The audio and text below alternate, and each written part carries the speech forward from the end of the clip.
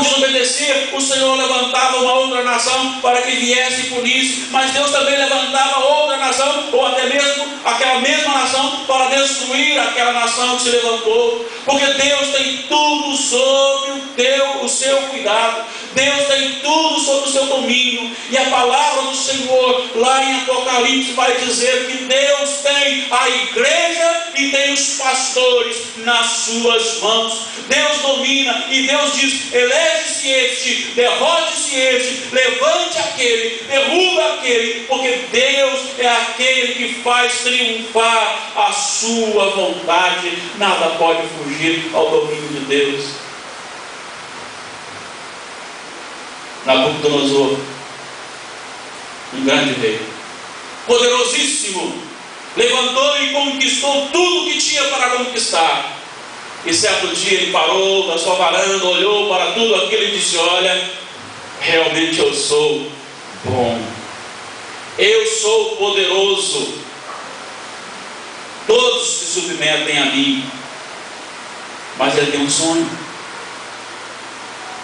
e naquele sonho Deus o faz entender que ele se tornaria como um animal, e ele vai então passar como um animal.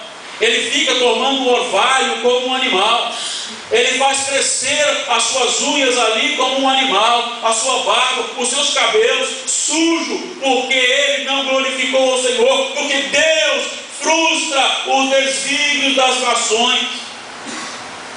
É esse Deus que tem que governar a nossa nação, porque se nós deixarmos esse Deus governar no sentido de nos submetermos a Ele, a nossa nação será então bem melhor, aventurada, segura, porque a vontade dele triunfa.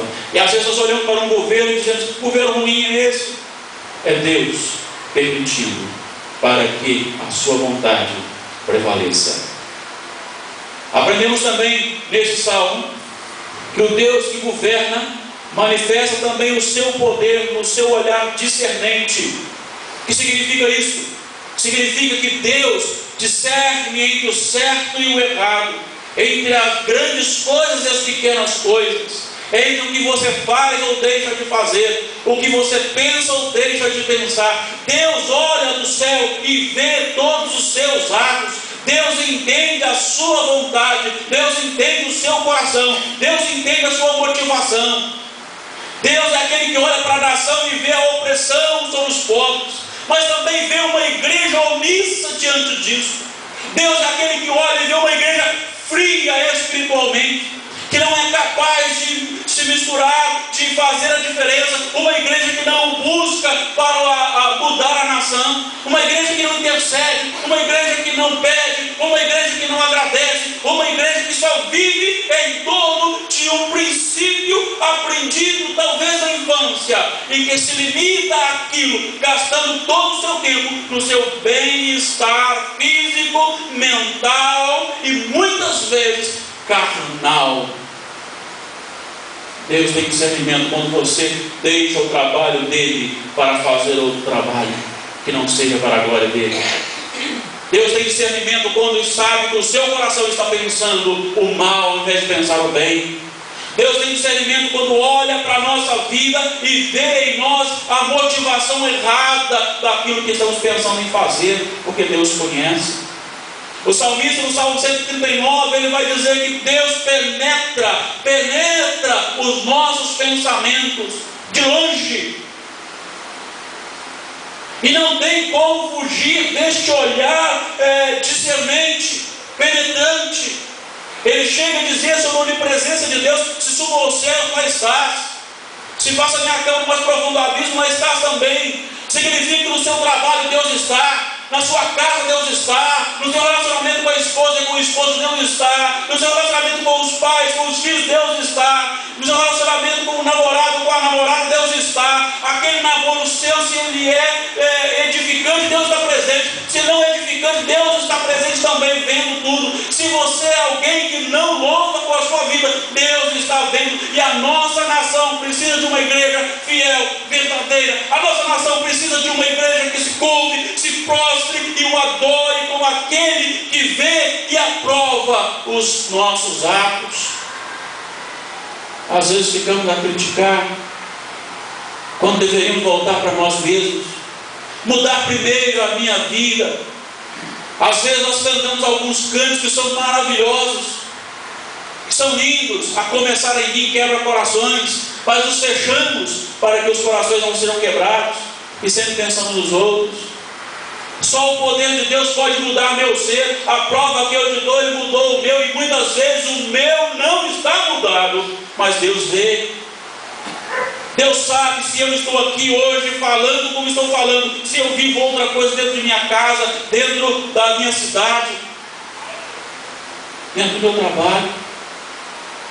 Porque Deus tem um olhar discernente, e isso está no versículo 13 a 19 do capítulo 33, e ele vai dizer assim: o Senhor olha dos céus, vê todos os filhos dos homens, no lugar de sua morada observa todos os moradores da terra. Ele que forma o coração de todos eles, que contempla todas as suas obras. Não há rei que se salve com o poder dos seus exércitos, nem possua muita força se livre valente. O cavalo não garante vitória a despeito de sua grande força. A ninguém pode livrar. Eis que os olhos do Senhor estão sobre os que o temem, sobre os que esperam na sua misericórdia, para livrar-lhes a alma da morte, e no tempo da fome conservar-lhes a vida. Deus é aquele que observa o seu sentimento. Quando você está sendo massacrado, Deus está vendo. Mas quando você está massacrando, também Deus está vendo. E é este Deus que governa. Quando nós nos submetemos a liderança da nossa vida a este Deus, tudo será com mais segurança. Porque este Deus, além do olhar discernente, Ele também manifesta o seu poder no cuidado misericordioso. Nós já lemos o versículo 19: para livrar-lhes a alma da morte, no tempo da fome conservar-lhes a vida. Versículos 20 a 22: nossa alma espera no Senhor, nosso auxílio e escudo. Nele nosso coração se alegra, pois confiamos no seu santo nome. Seja sobre nós, Senhor, a tua misericórdia, como de ti esperamos. É um Deus misericordioso, porque se não fosse a misericórdia do Senhor, o Brasil não existiria. Se não fosse a misericórdia do Senhor, os nossos governos não existiriam. Se não fosse a misericórdia do Senhor, a minha família não existiria.